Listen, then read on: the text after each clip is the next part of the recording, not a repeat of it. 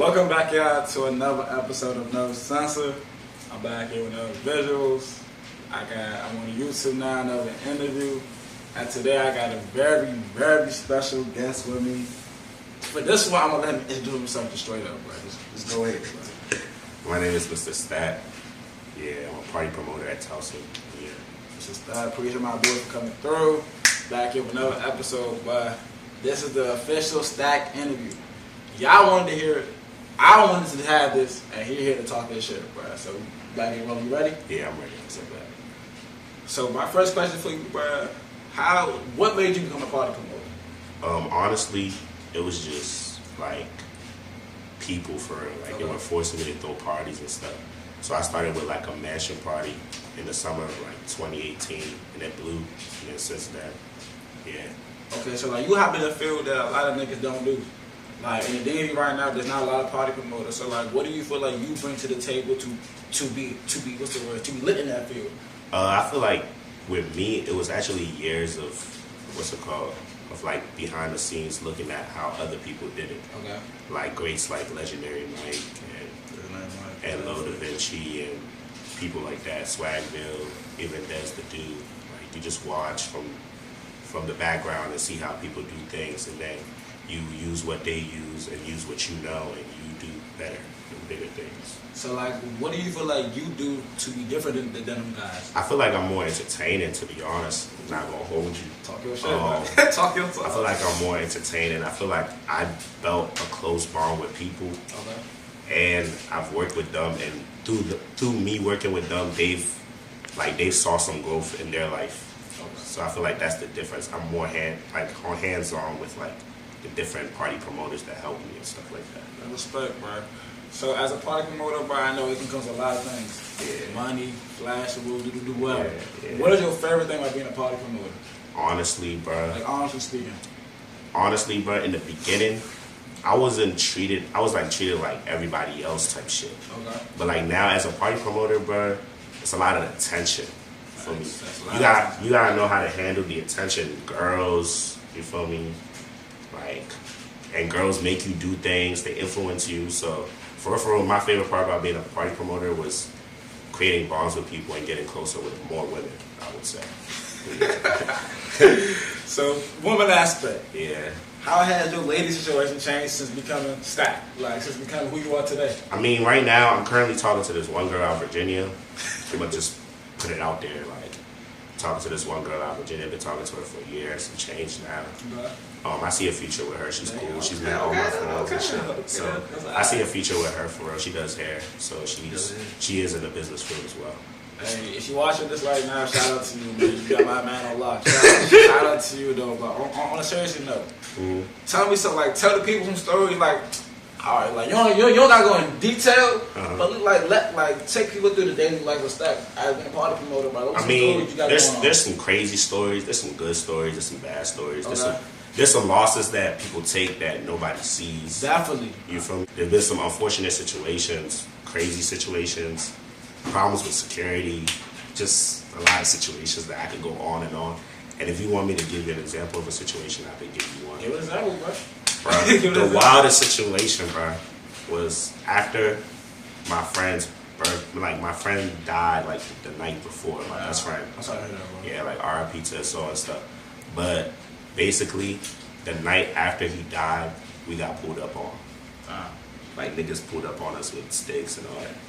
Yeah, so just imagine that. But yeah, it's crazy shit that you don't see that party promoters go through. They just don't talk about it. But just been some crazy shit, bro. And we got out of that situation with God. You feel me? It's through God that all things happen for us. So yeah, I'm thankful for that. Nah, that's really crazy, bro. Yeah. Like you go through shit that niggas don't see. Yeah, they don't even see that shit. But another thing what people have about you, bro, like tell the world, or tell me, matter of fact, what is the biggest misconception people have towards you? That. Let's see. Because people just doing it off Instagram, bro. Like the parties, the lives, people be thinking that I'm fraudulent.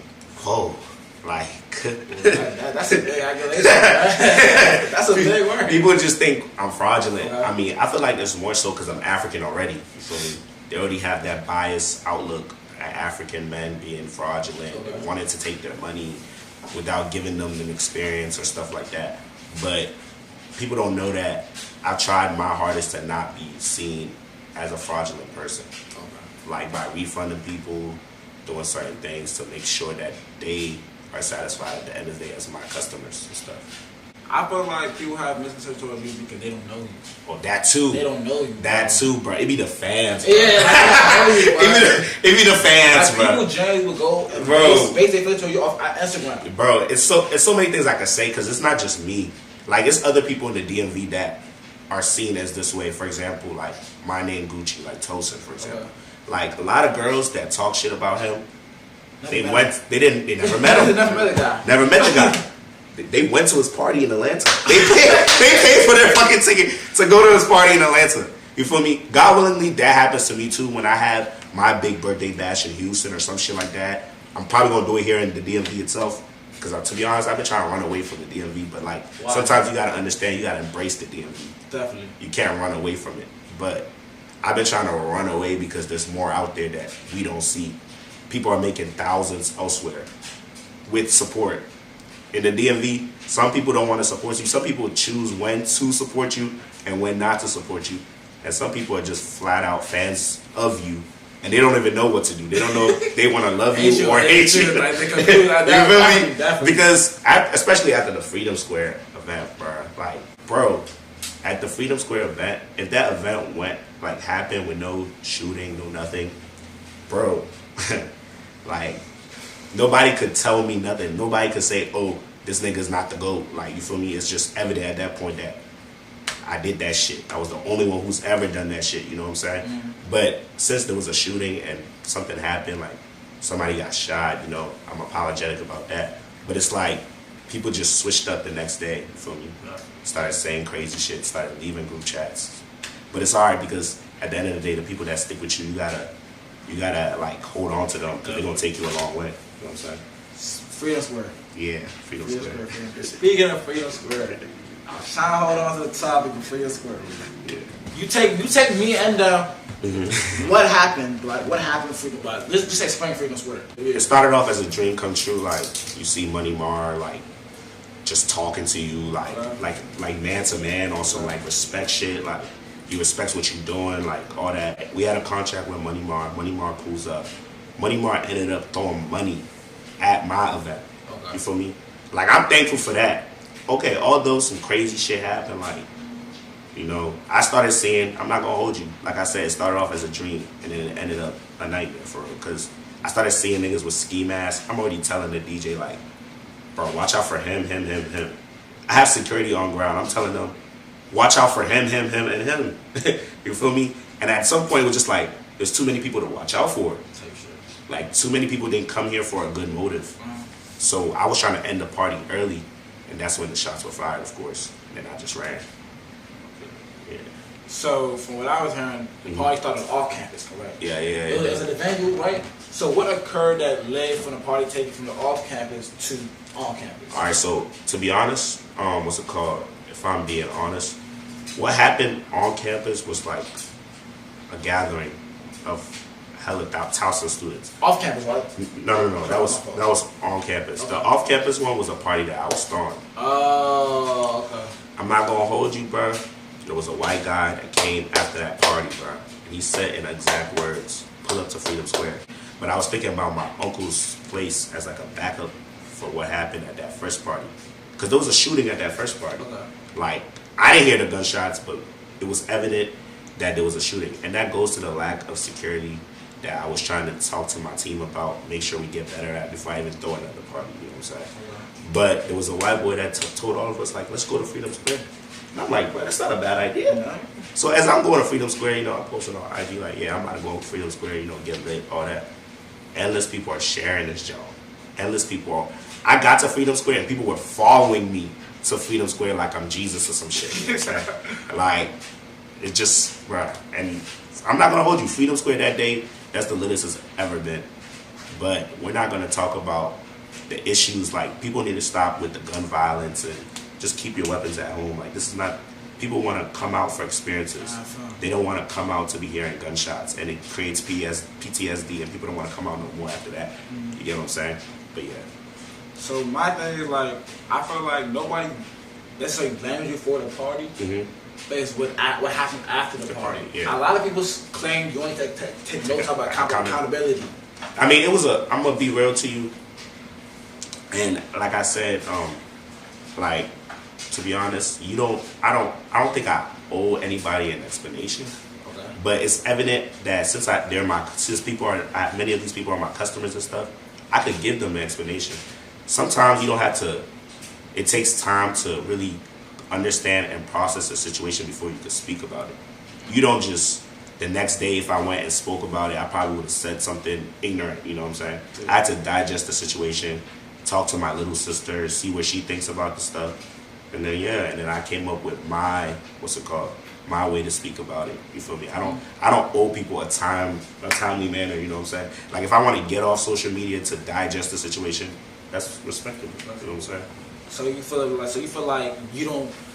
like the timetable that you took, you did what's best for you. Yeah. At the end of the day, you gotta look out for yourself. Facts. And this is another thing, because it's a lot of people at Towson, like students, girls, niggas, that just come up to me and be like, what's good, stacks, all this shit, you feel me? But it's like those type of people that think I owe them an explanation, you know what I'm saying?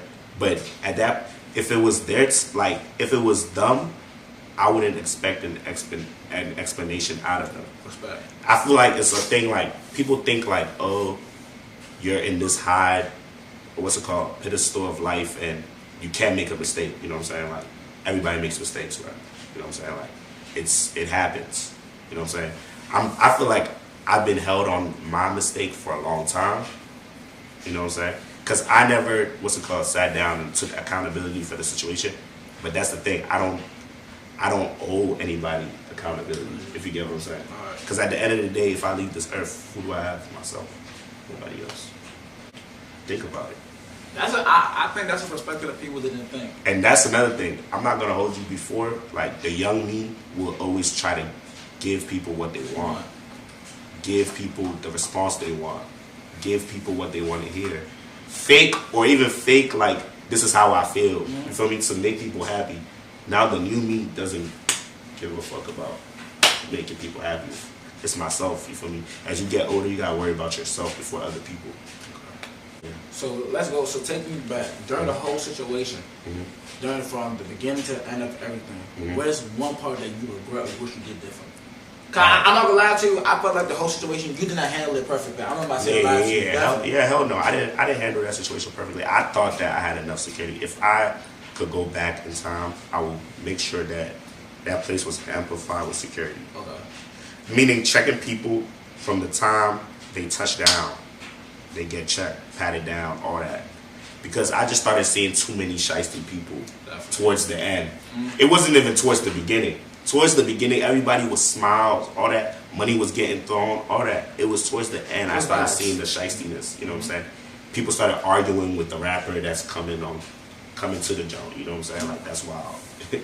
Like, because I've been there. These rappers are not the ones to play with. So yeah, but yeah.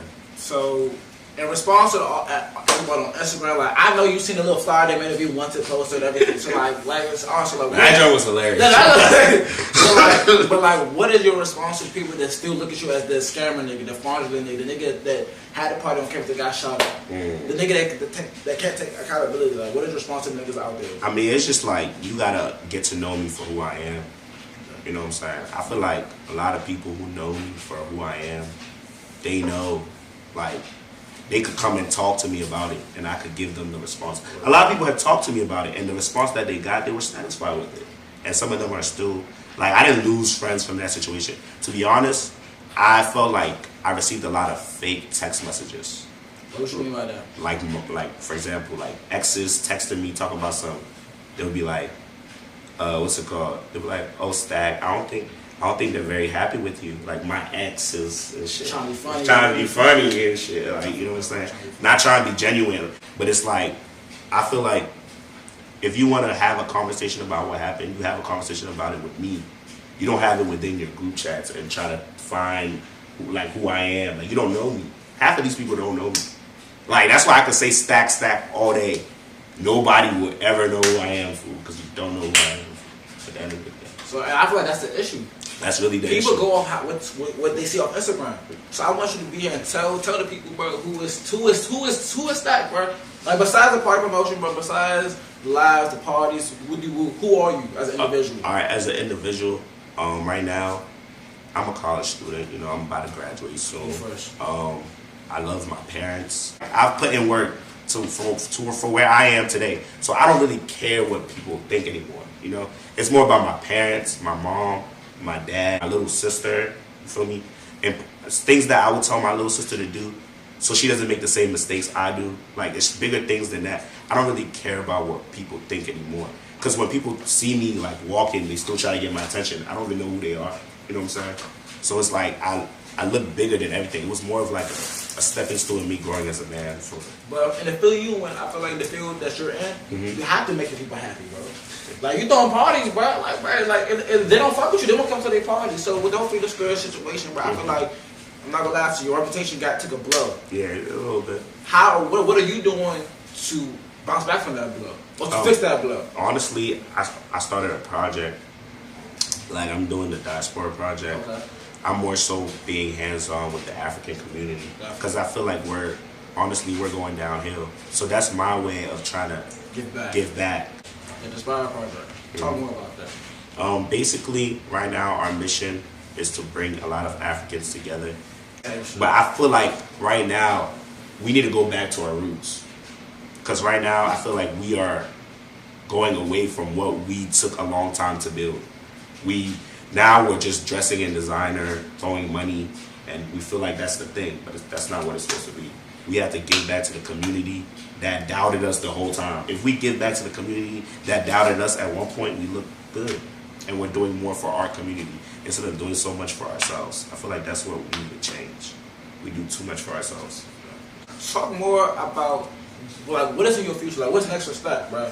Like future aside, all that bullshit, everything aside, bro. What you got coming up for? Like what can people look out for? What can I look out for? Honestly, like I said, I'm trying to graduate right now. I'm trying to save so I can move out of here once I leave the DMV, once I'm done graduating. Do stuff in other states to build my name. I don't just want it to be stacked of the DMV. I want stacked to be other places like Houston, Atlanta, stuff like that. And that's what I want to do. I want to continue to build my brand in other places. But that's after graduation.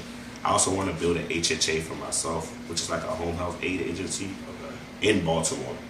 So that's like patients that can't afford healthcare in Baltimore, the government is going to be able to pay for them and stuff like that. So like you trying to grow your brand, and you still got some school shit that you trying to grow into too. Yeah, I respect it, bro. I feel like they're gonna respect it too. And then I mean for the future, like if we want to talk future, like promoters and stuff, you feel me? I see different. I think there's some promoters now that they could be doing more. They could become more and they could do more. I feel like a lot of promoters now are too. They're getting used. Okay.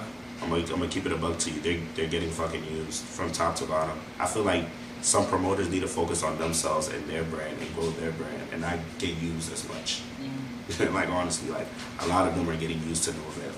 So in this party promotion game, hosting parties, what do you see yourself elevating in life? Like what can you do for now and in 5 years? Like how do you see yourself growing? Like are you trying to extend to the clubs? Like what are you trying to do to grow in the field you're in right now? I feel like that's what the Diaspora Project is going to help me do, because like I said, I mean at one point I never told myself that I wanted to be the best at throwing parties or you feel me, like I never told myself that. It just was years of consistency where it became like yeah, this guy's doing it. There's a couple people that I've seen that are doing it on the level that I'm doing it as. You feel me? Like one of them, like I said earlier, that's the dude, like he does it. Gets the job done. Makes it happen, you know what I'm saying? Like, but there's some people that honestly they need to give up throwing parties. Like they need to stop. That was spicy. I'm giving it a buck. That's just the nicest way I can say it. Like they just need to stop. So is it like any party promoter right now that you feel like that you want to collab with or a party with, or is anybody that the only person that I could split bread with on a party and it will make sense to me, it's Dez the dude. I don't think there's nobody else right now. When we're talking 18 plus, nobody else, bro. I don't think anybody's really bringing that, like that work, that hard work, that dedication, years of understanding how things go. Nah, I don't think anybody else is really doing it. And one of my last questions, bro, what is your advice to up-and-coming DMV entertainers? Like, DMV party promoters or whatever. Like, what is your advice to them? And like, how do you feel about the currency of the DMV right now? Honestly, I have a good answer for that one. But my what's it called to future DMV entertainers, bro, is be yourself. Be yourself. Do not switch up at all. Spend your money wisely. Spend your money wisely. Like, be yourself, spend your money wisely. Find one girl. Stay down. Stay down. You can't have girls spinning your name. That's why you gotta stay down with one girl. You can't have girls having so much to say about you. Oh my God, this guy, he's in my ear and he does this. Like, you don't know. You wanna stay down with one girl, be loyal, and just, That's my advice. And then also, what's it called? Grow upon your brand. Like, and watch what niggas do. Like, watch what some people, they don't know how to admit when someone is better than you. That's why a lot of these niggas in the DMV, like entertainers, they're not successful, because they don't want to admit when someone is doing something better than them. You know what I'm saying? So that's the first step. You have to be able to be realistic with yourself. Like, understand, Dez does this, I gotta start doing this because this nigga is really successful at it. You know what I'm saying? So that was one thing that I would say. They gotta learn. You gotta sit back, learn. As a DMV entertainer, before you become successful, you have to be able to sit back and learn. Because if you don't learn, bro, you're gonna make stupid mistakes that we did. You never grow, bro. You never grow.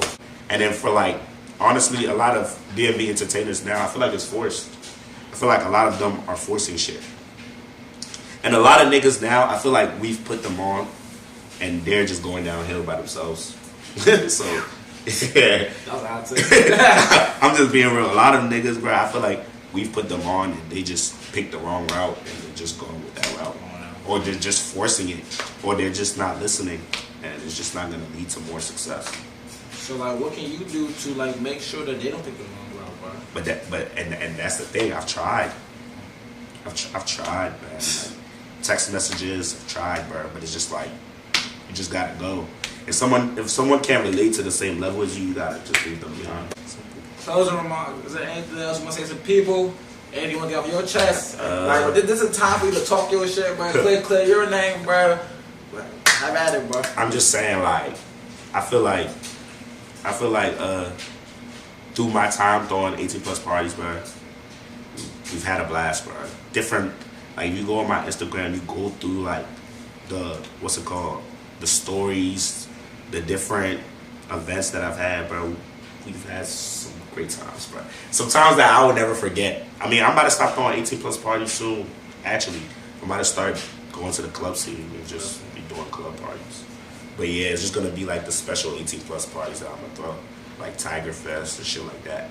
But like, I want to go more into the older scene, meet more people that could put more money in your pocket. So as you get older, you try to tap into the older scene. Yeah. So I could just move along and just leave this behind for people like y'all, take over. Because I know, honestly, like I said, there's a lot of fucking money in this business, bro. And y'all, if you have a chance to see that, do it. But when you do it at your best. Like, do it at your, like, the best you can do it at. You know what I'm saying? So, yeah. But, like, we have there's some good young hosts, DJs, that if they come together, they could create something big down the line. I believe. Hopefully we can make it happen. Yeah, like, it's not hard, bro. When you're beginning, you got to make sure each interaction you have with people is positive. Definitely. It's just that simple. If you pass flyers out, make sure people know your name. Make sure they follow you on Instagram. And yeah, that's just how I began.